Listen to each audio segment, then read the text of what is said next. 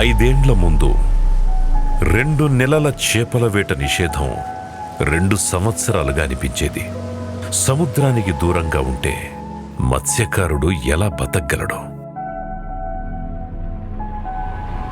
గత ప్రభుత్వం వేట నిషేధ సమయంలో కేవలం 4,000 రూపాయల భృతినిస్తే జగనన్న అధికారంలోకొచ్చాక దానిని 10,000 రూపాయలకు పెంచారు. జగనన్న ప్రభుత్వం డీజిల్పై సబ్సిడీని లీటర్కి 9 రూపాయలకు పెంచి దానిని డెడికేటెడ్ పెట్రోల్ బంకుల్లో డీజిల్ పట్టుకునేటప్పుడు మినహాయించి ఇచ్చే ఏర్పాటు కూడా చేసింది.